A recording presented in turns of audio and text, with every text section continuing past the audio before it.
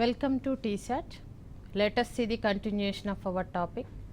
We are at NEET crash course for zoology subject.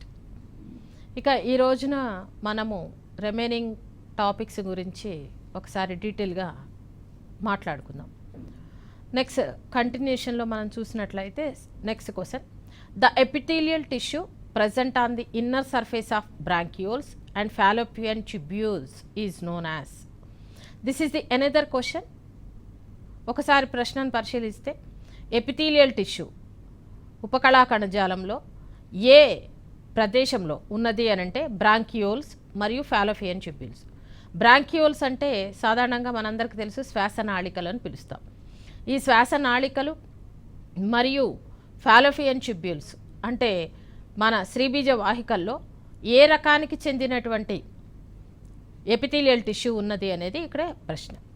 చాలా good question అండి. దీన్ని మనం ఒకసారి చూసినట్లయితే ఇంతకుముందు చెప్పినట్టుగా మనం ఆప్షన్స్లో ఎలిమినేషన్ మెథడ్కి వెళ్దాము.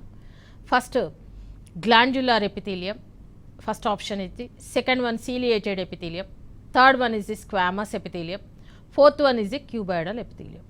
తెలుగులో చూస్తే మొదటిది గ్రంథియుత ఉపకళ, శైలికామయ ఉపకళ, అలాగే స్క్వామస్ అంటే స్తరిత ఉపకళ, నాలుగవది ఘనాకార ఉపకళ. ఈ క్రింది వాటిలో అన్నీ కూడా మనకి సింపుల్ ఎపిథీలియం, అన్నీ కూడా ఏమంటారు ఉపకళా కణజాలానికి చెందినటువంటివే ఉన్నాయి. వీటిల్లో ఏది మనకు ఫాలోపియన్ ట్యూబ్యూల్స్ బ్రాంకియల్స్లో ఉందో క్వశ్చన్ అడగడం జరిగింది. మనందరికీ తెలుసు ఫాలోపియన్ ట్యూబ్యూల్స్ అండ్ బ్రాంకియోల్స్ అనేటటువంటివి లోపల కొంతవరకు ఫాలోపియన్ ట్యూబ్యూల్స్ లోపల శ్రీబీజ వాహికల్లో అండము యొక్క కదలికలకు ఉపయోగపడేటటువంటి కణజాలం ఉంటుంది. అలాగే బ్రాంకియోల్స్ శ్వాసనాళికల్లో ఆక్సిజను కార్బన్ డయాక్సైడ్ యొక్క కదలిక జరగడానికి ఉపయోగపడే కణజాలం. ఈ ఉపయోగపడేటటువంటి కణజాలము ఖచ్చితంగా మనకు కదలికకు ఉపయోగపడే కణజాలం ఏది అని పరిశీలించి చూసినట్లయితే glandular epithelium, first option glandular epithelium. Glandular epithelium అంటే ఉపకళ. గ్రంథియుత ఉపకళ కానే కాదు. ఎందుకు అంటే అది కేవలం కొన్ని రకాలైనటువంటి స్రావాలను స్రవిస్తూ ఉంటుంది. మనకి ఇక్కడ స్రావాల యొక్క ఉపయోగం లేదు. Next ciliated epithelial tissue. Ciliated అంటే కశాభయుతమైనటువంటి కణజాలం. ఈ కశాభయుతమైనటువంటి కణజాలము ఏం చేస్తుంది అంటే పదార్థాలను అటు ఇటు కదుపుతుంది. కాబట్టి this is the correct answer. Next one squamous epithelium. Squamous epithelium అంటే స్తరిత శల్కల ఉపకళగా పరిగణిస్తాం. ఇది కేవలం మనకు అవయవాల యొక్క ఉపరితల భాగాల్లో ఏర్పడటానికి ఉపయోగపడేటటువంటి కణజాలం. క్యూబాయిడల్ ఎపిథీలియల్ టిష్యూ అనేటటువంటిది పూర్తిగా ఈ ప్రదేశాల్లో ఉండటానికి అవకాశం లేదు. కాబట్టి our answer is the ciliated epithelial tissue. Next second క్వశ్చన్కి వెళ్దాం. సెకండ్ క్వశ్చన్ను మనం పరిశీలించి చూసినట్లయితే, in which of the following preparations are likely to come across the cell junctions most frequently? ఈ క్రింది వాటిలో మనకి ఎక్కువగా ఏ రకమైనటువంటి సెల్ జంక్షన్స్లో కనపడేటటువంటి కణజాలం ఉంటుంది అని చెప్పి అడగటం జరిగింది. సాధారణంగా మనం పరిశీలించి చూసినట్లయితే ఈ సెల్ జంక్షన్స్లో ఉండేటటువంటి కణజాలము అంటే సెల్ జంక్షను అనేటటువంటిది ఎక్కడ ఉంటుందో మనం గమనించి చూడాలి. సెల్ జంక్షన్ అంటే రెండు కణాల మధ్యలో ఉండేటటువంటి కలిసేటటువంటి భాగాన్ని మనం సెల్ జంక్షన్గా పరిగణిస్తాం. సాధారణంగా ఇవి ఎక్కువగా కూడా మనకు అవయవాల వెలుపలితనంలో ఉండేటటువంటి నిర్మాణాలన్నీ కూడా all the external surfaces of the organs are covered by the number of epithelial cells. These epithelial cells are internally connected by the cell junctions. So, which type of cartilage can be seen in among these cell junctions is the question. Let us see the one by one. The answer is the first answer is the thrombocytes. Second answer is the tendon. Third answer is the hyaline cartilage. Fourth one is the ciliated epithelium. As we know that one, if we see the first one, thrombocytes. Thrombocytes are the sites which can be seen in the blood. Those thrombocytes cannot be appear in between the cells.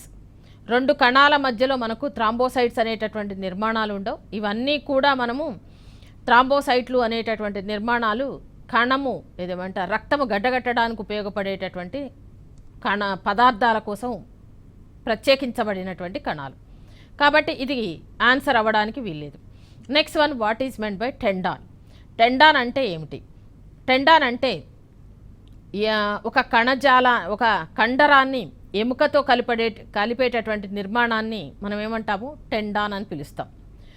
ఇక మూడవది హైలిన్ cartilage. హైలిన్ cartilage అనేటటువంటిది సాధారణంగా మనం చూసినట్లయితే ఇది మూడవ రకానికి చెందినటువంటి ఉపకళా ఇది ఏమంటారు? సంయుక్త కణజాలం. ఈ సంయుక్త కణజాలము మనము పరిశీలించి చూసినట్లయితే సంయోజక కణజాలం అండి. ఈ సంయోజక కణజాలము రెండు కణాల మధ్యలో గ్యాప్ జంక్షన్స్ లోపల ఉండటానికి అవకాశం ఉంది. Fourth one is the ciliated epithelium. Ciliated epithelium actually it is present inside of the cavities of the organs and organ cells.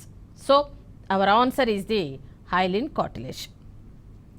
Next question, the function of oxytocin is to help in.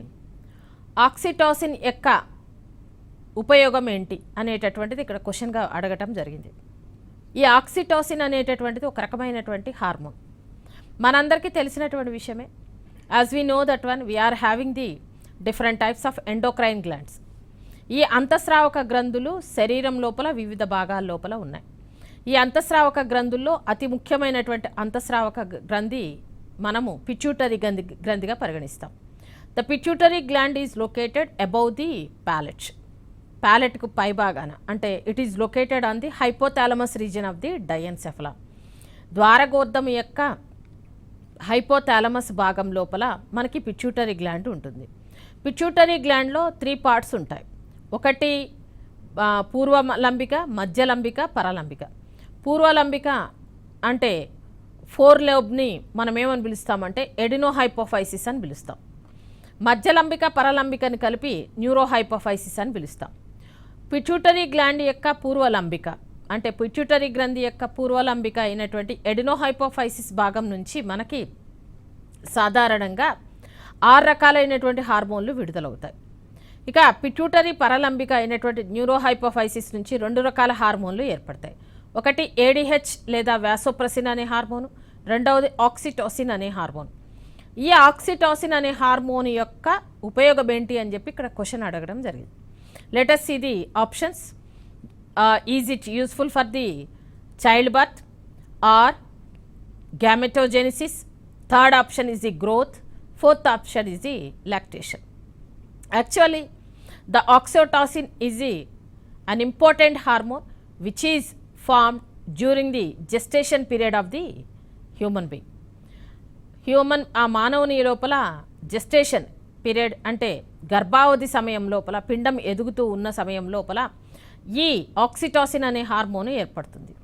ఈ oxytocin hormone దేనికి ఉపయోగపడుతుంది అని అంటే child birth అంటే delivery పూర్తి స్థాయిలో జరగడానికి ఉపయోగపడుతుంది. అంటే పెల్విక్ రీజన్ యొక్క మజిల్స్ని కాంట్రాక్ట్ చేయడానికి, బిడ్డ బయటకు రావడానికి ఉపయోగపడుతుంది. This is known as parturition. దీన్ని మనం ప్యాక్చురేషన్ అని పిలుస్తాం డెలివరీని. కాబట్టి ఇది ఆక్సిటోసిన్ యొక్క ముఖ్యమైనటువంటి విధిగా పరిగణిస్తాం. First option is the correct one. Let us see the remaining options. Second one gametogenesis. Gametogenesis అంటే బీజ కణాల ఉత్పత్తి. ఆక్సిటోసిన్కి గ్యామెటోజెనిసిస్కి సంబంధం ఏమీ లేదండి. బీజ కణాల ఉత్పత్తికి దానికి ఎటువంటి సంబంధం లేదు. నెక్స్ట్ మూడవది growth is a special character which is simulated by the somatotrophic hormone. పెరుగుదల హార్మోన్ వల్ల గ్రోత్ అనేది జరుగుతుంది, కానీ ఆక్సిటోసిన్ వల్ల కాదు. నాలుగవది లాక్టేషన్ అంటే ఇది పూర్తిగా బిడ్డకు క్షీరము లేదా పాలు ఇవ్వటాన్ని లాక్టేషన్ అంటాం. ఈ lactation and child birth are the 2 important phenomena which are regulated by our oxytocin. You should remember this is the most important. Next one, let us see the second question. Which set is similar? Another important question. Here they are asking about the similar sets which are interrelated with each other. You should identify the similar set, not non-similar. ఈ క్రింది వాటిలో ఒకే విధంగా ఉన్నటువంటి 2 భాగాలను గుర్తించండి అని అడుగుతున్నారు. ఏమిటివి ఒకే విధంగా ఉన్నాయి అని అంటే, first one corpus luteum and Graafian follicles, first option. Second option sebum and sweat. Third option bundle of His and pacemaker. Fourth option vitamin by I think that vitamin B3 and niacin. ఈ వీటిలలో మనకి 4 ఆప్షన్స్లో కూడా మనకి ఏది ముఖ్యమైనది అనేది మనల్ని 2 ఒకే విధంగా ఉన్నాయి అని చెప్పి అడగడం జరిగింది question. Corpus luteum and గ్రాఫియన్ follicles. As we know that one, in the female reproductive system, we can see the 2 ovaries are located in the pelvic region. Inside each ovary, it has stroma inside of the ovary, stroma. In the stroma, we can see the developing embryo, developing follicles, follicles. Those follicles are known as the Graafian follicles. When the Graafian follicle undergoes the ovulation, that is, then it will becomes into the corpus luteum. So these are interrelated with each other. This is the correct answer. సాధారణంగా స్త్రీబీజ కోశం లోపల అభివృద్ధి చెందుతున్నటువంటి పుట్టికలు ఉంటాయి. ప్రతి నెల స్త్రీజీవి శరీరం నుంచి ఒక అండం విడుదలవటానికి ఒక గ్రాఫియన్ పుట్టిక అనేది ఎదుగుతూ ఉంటుంది. గ్రాఫియన్ పుట్టిక పగిలి అండాన్ని విడుదల చేయగానే దాన్ని కార్పస్ లూటియం అంటాం. కాబట్టి గ్రాఫియన్ పుట్టిక మరియు కార్పస్ లూటియం అనేటటువంటి 2 కూడా సిమిలర్గా ఉన్నటువంటి అంశాలు. రెండవది సీబమ్ అండ్ స్వెట్. సీబమ్ అంటే మనము సాధారణంగా సెబేషియస్ గ్లాండ్స్ నుంచి మనకు ఒక రకమైనటువంటి క్రొవ్వు వంటి పదార్థం విడుదలవుతుంది. సీబమ్ అనేటటువంటి పదార్థాన్ని క్రొవ్వు వంటి పదార్థము అది సెబేషియస్ గ్లాండ్స్ నుంచి విడుదలవుతుంది. దాన్ని మనం స్వెట్ చెమటని కలిపారు. చెమట అనేటటువంటి స్వెట్ అనేది స్వేద గ్రంథుల నుంచి విడుదలవుతుంది. సీబమ్ సెబేషియస్ గ్లాండ్స్ నుంచి విడుదలవుతుంది. కాబట్టి ఈ 2 డిస్సిమిలర్గా ఉన్నాయి కాబట్టి ఇది ఆన్సర్ అవ్వడానికి అవకాశం లేదు. Next one, bundle of His and pacemakers. As we know that one, bundle of His are the structure which arises from the AV node of the heart. It is connected with the AV node. From the bundle of his, number of Purkinje fibers will arise. Those Purkinje fibers are innervated into the walls of the ventricles. And it is it related with the pacemaker? ఈ bundle of his అనేది face maker తోటి కలపబడి ఉంటుందా? Yes. మన శరీరంలో 2 face makers, గుండెలో 2 face makers లేదా లయారంభకాలు ఉన్నాయి. ఒకటి ఎస్ఏ నోడ్, సైనో ఆరికులార్ నోడ్. రెండవది ఏవి నోడ్, ఏచియో వెంట్రికులార్ నోడ్. ఈ ఏవి నోడ్ అయిన ఏచియో వెంట్రికులార్ నోడ్ నుంచే బండిల్ ఆఫ్ హిస్ అనేది ఎరైజ్ అవుతుంది. కాబట్టి ఈ ఆన్సర్ కూడా కరెక్టేనండి. Next one, niacin and it is అనేటటువంటి దాన్ని మనం విటమిన్ B3ని నియాసిన్తో కలపవచ్చా? కలపడానికి వీల్లేదు. So it is not A answer for this question. The answer is the A and C. Next, let us see the next one. Toxic agents present in food which interfere with the thyroxine synthesis lead to the development of.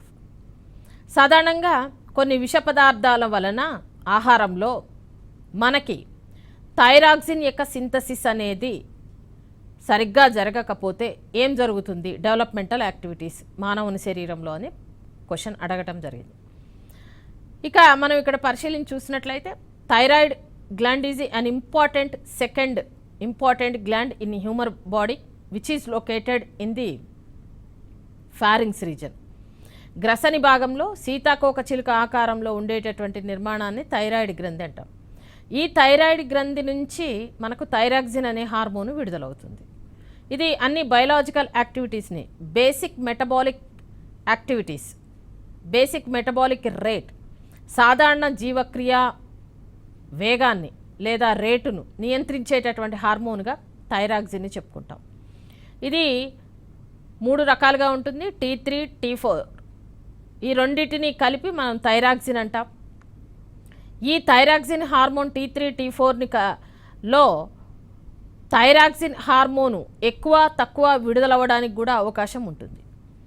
ఈ thyroxine hormone thyroid గ్రంథి నుంచి విడుదలవ్వాలి అని అంటే pituitary గ్రంథి నుంచి వచ్చే thyroid stimulating అనేటటువంటి hormone thyroid గ్రంథిని ప్రేరేపించినప్పుడు మాత్రమే థైరాయిడ్ గ్రంథి నుంచి T3, T4 హార్మోన్లు విడుదలవుతాయి. సో మనం తీసుకునే ఆహారంలో టాక్సిక్ పదార్థాలు, విష పదార్థాలు ఉండటం వలన అది ఏ విధంగా శరీరాన్ని ప్రభావితం చేస్తుందనేది ఇక్కడ ప్రశ్న. ఆప్షన్స్ చూద్దాం. 1 toxic goitre, second one cretinism, third one simple goitre, fourth one is the thyrotoxicosis. ఈ 4 ఆప్షన్స్ని ఒకసారి చూద్దాం. First one is the toxic goitre. Goitre అంటే థైరాయిడ్ గ్రంథి బల్జుడ్గా అవటం, ఉబ్బటాన్ని మనం గాయిటర్గా పరిగణిస్తూ ఉంటాము. ఇది టాక్సిక్ గాయిటర్గా మనం కన్సిడర్ చేయడానికి వీల్లేదు. టాక్సిక్ సబ్స్టెన్స్ తీసుకున్నంత మాత్రం టాక్సిక్ గాయిటర్ అనేది రాదు. Second one cretinism. క్రెటినిజం అంటే ఏంటి? సాధారణంగా తల్లి గర్భవతిగా ఉన్నప్పుడు తన ఆహారంలో సోడియం ఏమంటారు, ఉప్పుకు సంబంధించినటువంటి అయోడిన్ కలిగినటువంటి, తక్కువ అయోడిన్ కలిగినటువంటి ఉప్పును ఆహారంగా తీసుకున్నప్పుడు, తక్కువగా తీసుకున్నప్పుడు, అయోడిన్ లేనటువంటి ఆహారాన్ని తీసుకున్నప్పుడు పుట్టేటటువంటి బిడ్డలో అయోడిన్ లోపం వల్ల క్రెటినిజం కలిగినటువంటి పిల్లలు ఏర్పడటం జరుగుతుంది. దీంట్లో stunt and growth, next one mentally retardness అనేటటువంటిది రావడం జరుగుతుంది. కానీ ఇక్కడ క్రెటినిజం అనేది తల్లి గర్భవతిగా ఉన్నప్పుడు జరిగేటటువంటి అయోడిన్ లోపం వలన వచ్చేటటువంటి వ్యాధి. కాబట్టి మనం టాక్సిక్ ఏజెంట్స్ ఉన్నటువంటి పదార్థం తీసుకున్నప్పుడు థైరాక్సిన్ హార్మోను అడల్ట్ హ్యూమన్ బీయింగ్లో ఏ విధంగా ఎఫెక్ట్ చేస్తుంది అనే విషయం గురించి మాట్లాడుతున్నాం. Third one is the simple goitre. It causes the simple goitre. దీనివల్ల మనకి సింపుల్ గాయిటర్ అనేటటువంటిది రావడానికి అవకాశం ఉంటుంది. Fourth option is the thyrotoxicosis. It is not related with our subject. Okay, option is the third one. Next question letters ఇది. Next tendons connect the. Tendons అనేవి వేటిని కలుపుతూ ఉంటాయి? ఇది ప్రశ్న అండి. టెండాన్ అంటే మనం ముందుగా తెలుసుకోవాల్సినటువంటి విషయము టెండాన్స్, లిగమెంట్స్ అంటే ఏంటో చూద్దాం. సంయోజక కణజాలంలో 2 రకాలైనటువంటి నిర్మాణాలు మనకు కనిపిస్తున్నాయి. ఒకటి టెండాను, రెండవది లిగమెంట్. టెండాన్ అంటే కండరాలను ఎముకకు అతికించేదాన్ని టెండాన్ అని పిలుస్తాము. అదొక రకమైనటువంటి సంయోజక కణజాలం. లిగమెంట్ అంటే ఎముకను ఎముకతో అతికించేటటువంటి సంయోజక కణజాలాన్ని లిగమెంట్ అని పిలవడం జరుగుతుంది. ఇక్కడ మనము ఆప్షన్స్ని పరిశీలించి చూద్దాం. A is the cartilages with cartilages, B is the cartilages with bones, C the bones with other bones, D is the skeletal muscles with bones. First option cartilage with cartilage. మృదులాస్థిని మృదులాస్థితో కలిపేది టెండానా? కాదు. కార్టిలేజ్ విత్ బోన్స్, మృదులాస్థిని మాత్రమే bones కలుపుతుందా? కాదు. మృదులాస్థి కాకుండా అస్థి కండరాలను కూడా కలుపుతుంది బోన్స్కి tendon. Next C bones with other bones. ఒక ఎముకను మరొక ఎముకను కలిపేటటువంటి కణజాలంని మనము ఏమని పిలుస్తాము? లిగమెంట్ అని పిలుస్తాం తప్ప టెండాన్ అని పిలవం. Last option is the skeletal muscles with bones. This is the correct answer. అస్థి కణజాలాన్ని, కండరాలను ఎముకకు కలిపేటటువంటి నిర్మాణాలనే మనం ఏమంటున్నాము? టెండాన్స్ అని పిలుస్తున్నాం. Let us see the next one. Which one of the following hormone is not involved in sugar metabolism? Another important question and very interesting question.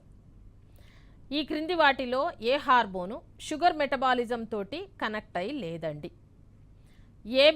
ఏది మనకు sugar metabolism అంటే గ్లూకోజ్ను గ్లైకోజన్గా లేదా గ్లైకోజన్ గ్లూకోజ్గా మార్చేటటువంటి హార్మోన్లు మనము షుగర్ మెటబాలిజంగా కన్సిడర్ చేస్తాం. ఈ క్రింది వాటిలో ఏది ఆ విధంగా ఉపయోగపడటం లేదు అనేటటువంటిది ప్రశ్న అడగడం జరిగింది.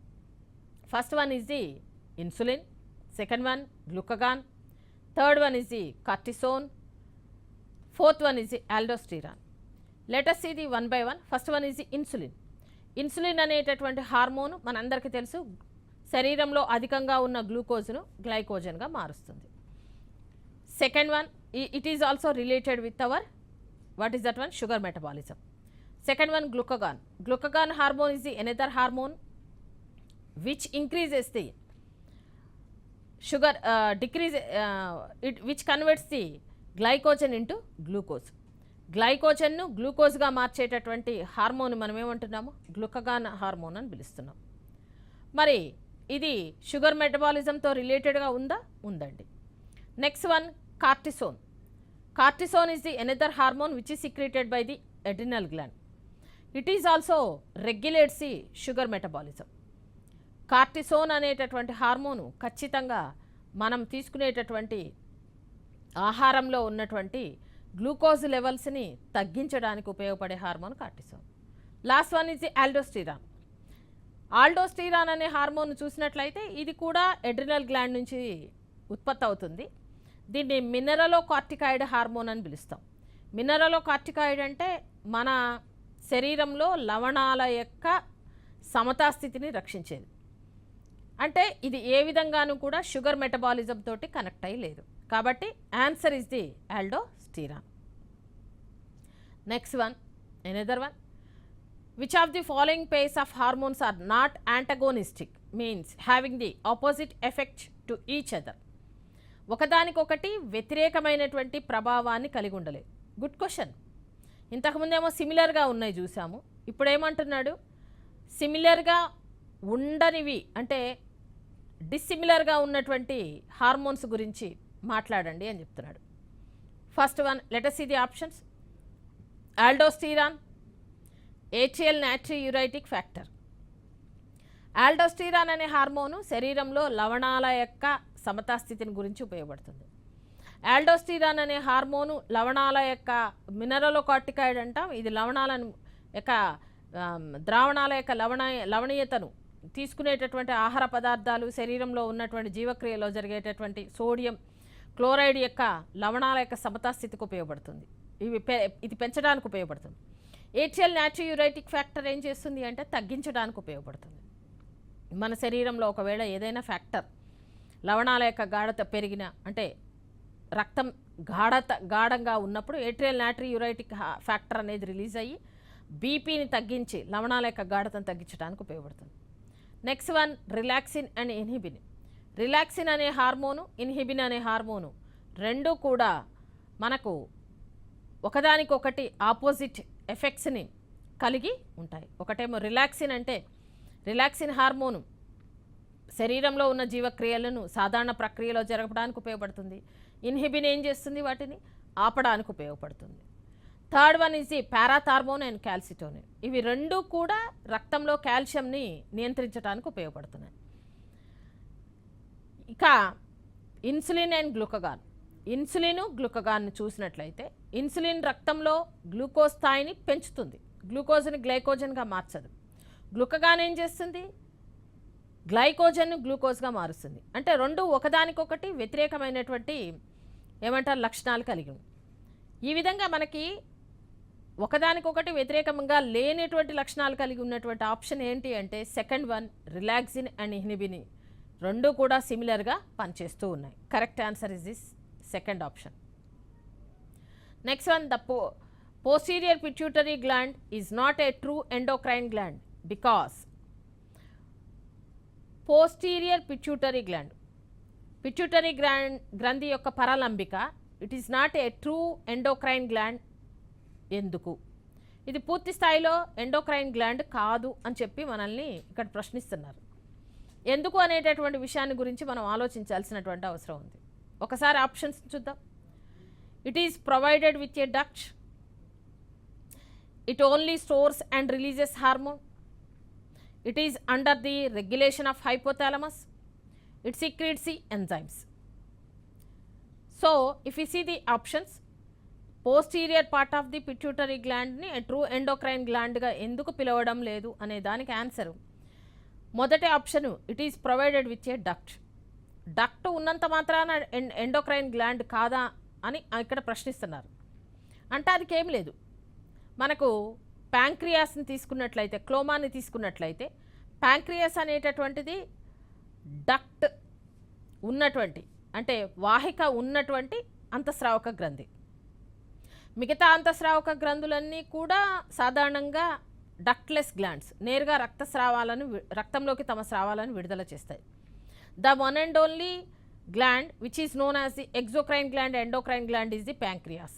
Pancreas is acts as a one type of digestive gland, and another on the other side it is acts as a endocrine gland. Duct ఉండటము లేకపోవడాన్ని మీద ఆధారపడి ఇక్కడ దీన్ని ఎండోక్రైన్ గ్లాండ్ అంటానికి కాదు అంటానికి వీల్లేదు. Second one, it only stores and releases the hormones. Yeah, this is the answer. సాధారణంగా పిట్యూటరీ గ్రంథి యొక్క పోస్టీరియర్ పార్ట్లో కేవలం హైపోథాలమస్ రిలీజ్ చేసిన హార్మోన్లు నిల్వ ఉండి అది రిలీజ్ చేయడానికి మాత్రమే ఉపయోగపడుతుంది.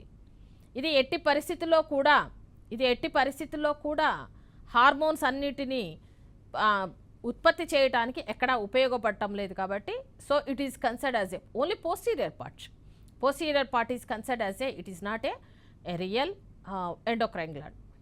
It is under the regulation of hypothalamus. జనరల్గా పోస్టీరియర్ పార్ట్ ఈ హైపోథాలమస్ యొక్క రెగ్యులేషన్లో ఉందా అంటున్నారు. కంప్లీట్గా హైపోథాలమస్ యొక్క రెగ్యులేషన్లో ఏమీ లేదు. And it secretes the enzymes. So it is not a correct answer. ఇది ఎంజైమ్లను ఉత్పత్తి చేయటం లేదు. Next one, name the peptide hormone which acts mainly on hepatocytes, adipocytes, enhances cellular glucose uptake and utilization. ఈ క్రింది వాటిలో ఏ హార్మోను హెపాటోసైట్స్, ఎడిపోసైట్స్లో సెల్యులార్ గ్లూకోజ్ని తీసుకోవడానికి ఉపయోగపడుతుంది అనేది ప్రశ్న. దాన్ని ఉపయోగించుకోవడానికి ఉపయోగపడేటటువంటి హార్మోను ఈ క్రింది పదార్థం ఏది, ఏ పెప్టైడ్ హార్మోను ఉపయోగపడుతుంది అంటే హెపాటోసైట్స్, ఎడిపోసైట్స్ అనేటటువంటి వాటికి బాగా ఉపయోగపడే హార్మోన్ ఏది అని అడుగుతున్నారు. చాలా బాగుంది ఈ క్వశ్చన్. ఇది చాలా వరకు ఆలోచించాల్సినటువంటి విషయం ఉంది. ఆ యొక్క ఆప్షన్స్ని మనం చూద్దాం. First one insulin, glucagon, secretin and gastrin. ఇక్కడ మీరు క్వశ్చన్ని పరిశీలించి చూసినట్లయితే ఒక విషయం అర్థమవుతుంది. హెపాటోసైట్స్ అనేవి ఎక్కడ ఉంటాయండి ఆ కణాలు? హెపాటోసైట్స్ అనేటటువంటి కణాలు లివర్ లోపల ఉంటాయి. ఈ హెపాటోసైట్స్ లివర్ అనేది గ్లైకోజన్ను నిల్వ ఉంచేటటువంటి నిర్మాణం. నెక్స్ట్ అలాగే ఇది బైల్ జ్యూస్ని కూడా ప్రొడ్యూస్ చేస్తుంది. నెక్స్ట్ ఎడిపోసైట్స్ అనేవి ఎక్కడ ఉంటాయండి? ఎడిపోస్ టిష్యూ లోపల ఉంటుంది. అంటే మన శరీరం లోపల కండరాల కతుక్కొని ఉండేటటువంటి కణజాలం అంతా, క్రొవ్వు కణజాలం అంతా ఎడిపోస్ కణాలతోటి ఏర్పడింది. మరి ఈ ఎడిపోస్ కణాలు అనేటటువంటివి లివర్లో ఉన్నటువంటి హెపాటోసైట్స్కి ఎక్కువగా అవసరమైన పదార్థం ఏంటండి? గ్లూకోజ్. ఇవి గ్లూకోజ్ను గ్లైకోజన్గా మార్చి నిల్వ ఉంచుతాయి హెపాటోసైట్స్ కానీ ఎడిపోసైట్స్ కానీ. కాబట్టి మరి వీటిలో ఈ క్రింది పదార్థంలో ఏది ఉపయోగపడుతుంది అంటే ముందు మనం క్వశ్చన్ బాగా అర్థం చేసుకుంటే ఆన్సర్ ఈజీగా ఉంటుంది. ఒకటి ఇన్సులిన్ అనేది ఎక్కువగా మనల్ని గ్లూకోజ్గానే ఉంచుతుంది. రెండవది గ్లూకగాన్, ఇది గ్లైకోజన్ను గ్లూకోజ్గా మారుస్తుంది.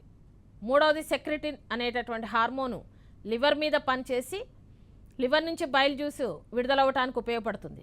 గ్యాస్ట్రిన్ అనేటటువంటి హార్మోను గ్యాస్ట్రిక్ గ్లాండ్స్, జీర్ణాశయంలో ఉన్నటువంటి గ్యాస్ట్రిక్ గ్లాండ్స్ను కాంట్రాక్ట్ చేసి గ్యాస్ట్రిక్ జ్యూస్ రిలీజ్ అయ్యేటట్టు చేస్తుంది. అంటే సెక్రిటిన్, గ్యాస్ట్రిన్ అనేటటువంటివి, గ్లూకగాన్ అనే ఈ మూడు హార్మోన్లు కూడా హెపాటోసైట్స్తో కానీ ఎడిపోసైట్స్తో కానీ నేరుగా సంబంధాన్ని కలిగి లేవు. కాబట్టి ప్రతి కణము కూడా హెపాటోసైట్స్, ఎడిపోసైట్స్ పూర్తి స్థాయిలో గ్లూకోజ్ను వినియోగించుకోవాలి అని అంటే రక్తంలో కణంలో గ్లూకోజ్ ఎక్కువగా ఉండాలి. వాటికి ఉపయోగపడేటటువంటి పదార్థం హార్మోన్, పెప్టైడ్ హార్మోన్ ఏది అంటే insulin is the hormone which increases the glucose level in the human body and also it helps it is known as hyperglycaemic hormone. Glucose స్థాయిని పెంచుతుంది కాబట్టి దీన్ని హైపర్గ్లైసిమిక్ హార్మోన్ అని పిలవటం జరుగుతూ ఉంటుంది. Next question, Graves disease is caused due to. Graves వ్యాధి అనేటటువంటిది దేనివల్ల ఏర్పడుతుంది? ఇది కూడా చాలా గుడ్ క్వశ్చన్ అండి. ఇదంతా కూడా మనం ఆప్షన్స్ చూసినట్లయితే చాలా వరకు కన్ఫ్యూజ్ అవ్వడానికి అవకాశం ఉంది. ఒకసారి ఆప్షన్స్ చూడండి. Which situation can causes the Graves disease? It is related with the thyroid gland. Okay, let us see the answers. First option is the hyposecretion of the thyroid gland. Second option is the hypersecretion of the thyroid gland. Third option is the hyposecretion of adrenal gland. Fourth option is the hypersecretion of adrenal gland. As we know that one, it is related, Graves disease is the disease which is related with our thyroid gland. Thyroid గ్రంథితోటి సంబంధాన్ని కలిగి ఉంది Graves వ్యాధి. కాబట్టి మనకి adrenal gland తోటి సంబంధం లేదు. Hyposecretion of adrenal gland, hypersecretion of the adrenal gland. So C and D కాదండి. మరి ఫస్ట్ అండ్ సెకండ్ ఆప్షన్స్లో ఏదై ఉండొచ్చు? Hyposecretion of the thyroid gland causes the hypothyroidism. The hypothyroidism is also known as it is the one type of myxoedema or simple goiter. Next one, second option is the hypersecretion of the thyroid. Hypersecretion of the thyroid causes the Graves disease. This is the answer for the second option. So we will conclude this one. We will continue in our next class.